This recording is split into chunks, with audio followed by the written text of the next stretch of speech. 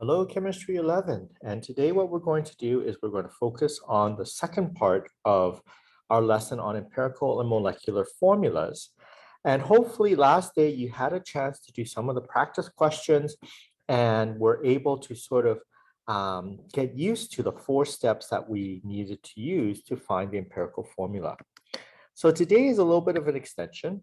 And what we want to do is focus on molecular formula. Now, molecular formula is a multiple of the empirical formula, or in some books, they call it the true formula. Now, how does one determine the molecular formula? Again, what we have is 4 steps. Number 1 is find the empirical formula, and that's what you did last day. Number 2 is calculate the molar mass of the empirical formula. Now, if you take a look at step 3, it says if the calculated molar mass of the empirical formula is different from the given molar mass or the formula mass from the question, then divide the given mass by the empirical formula mass to get a whole number. Now, it might sound confusing, but basically what you could think is this. So what you do is you take the calculated empirical formula,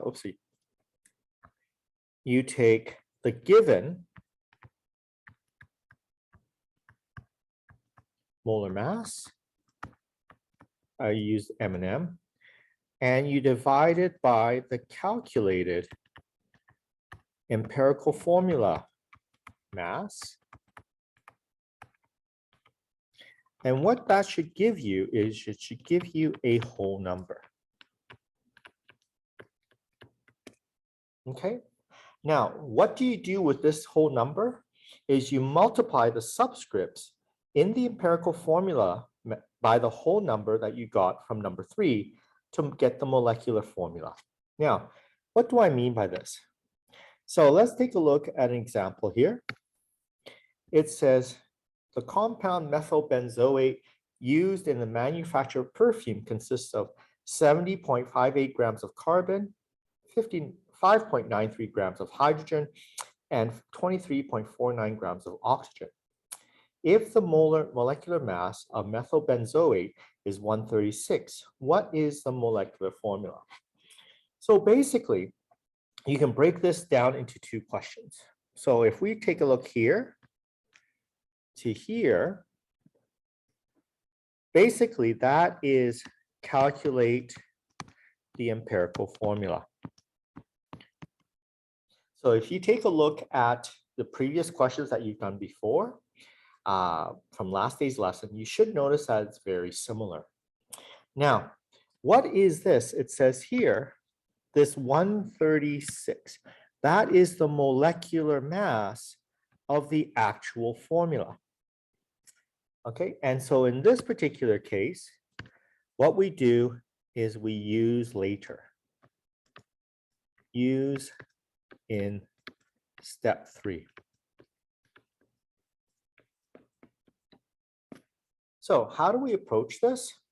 So what you do is you do the 4 steps. So step number 1 is you want to calculate the empirical formula. So from your lesson from last day, remember the 4 steps. You find the mass, you find the moles, you find the ratio, and then the empirical formula. So when you calculate it, what you get is you get C4H4O1. Now, what you can do is you can pause the video to see if you can calculate that. Okay, and when you're done, you can restart the video. Step 2, you want to calculate the mass of the C4H4O1. So what you do, if you add all that up, it's approximately, I believe, 68 grams per mole. Okay, so 4 carbon is 48, plus 4 hydrogens would be 52, plus 1 oxygen would be 68. So step 3, remember we take the given molar mass and we divide it by the calculated empirical formula mass. So in this case, that would be the 136 grams per mole that we found in the original question, and divided it by 68 grams per mole. And we should get a nice number of approximately 2. So what do we do with this 2? So step 4, we take the C4H8, C4H4O1, and then we multiply the entire equation by the 2 that we have here. And so what we get is we get C8H8O2. So this is what we call the true formula.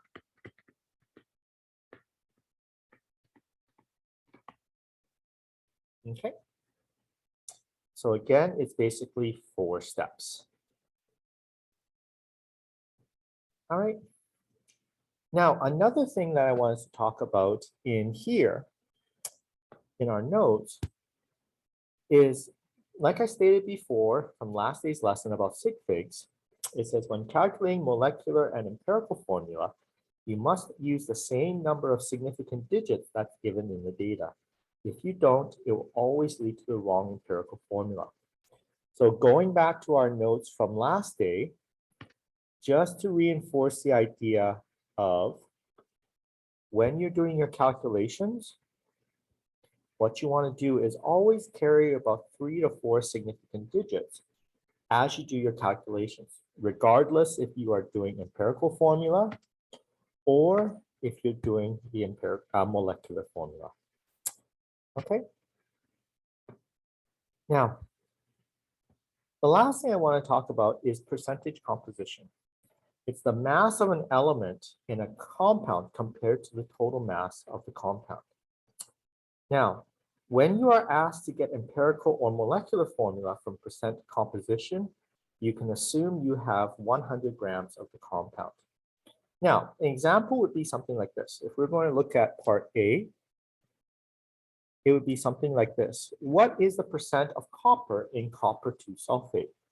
Now, first off, what you need to do is you need to recall copper 2 sulfate. The formula is CuSO4. Now, recall the mass of CuSO4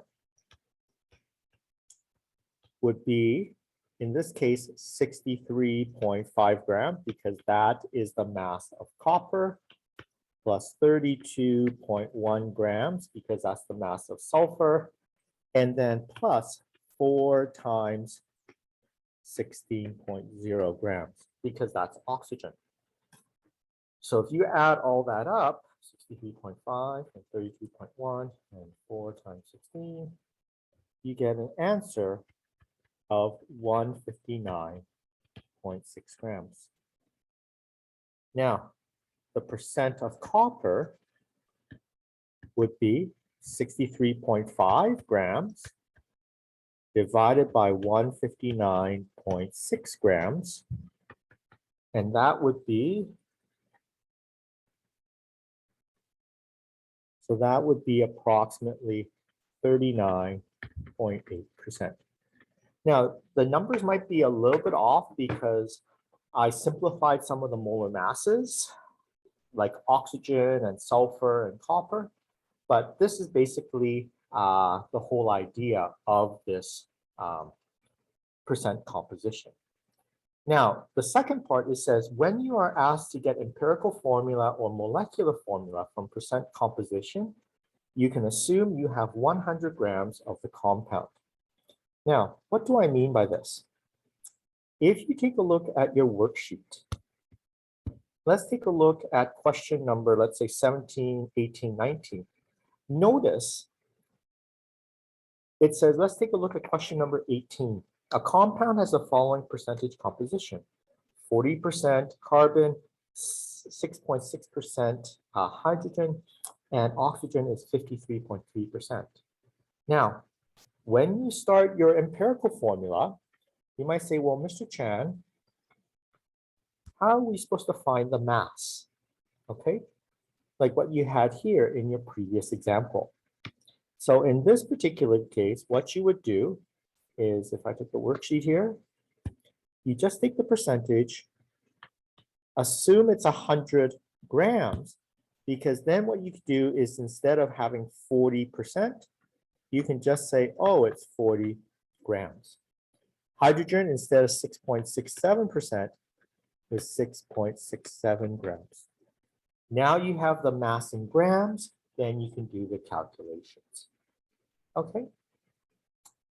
Now, so what I'm going to do is I'm going to leave it here, and that will be the notes that you have for today. All right, folks. Thank you very much.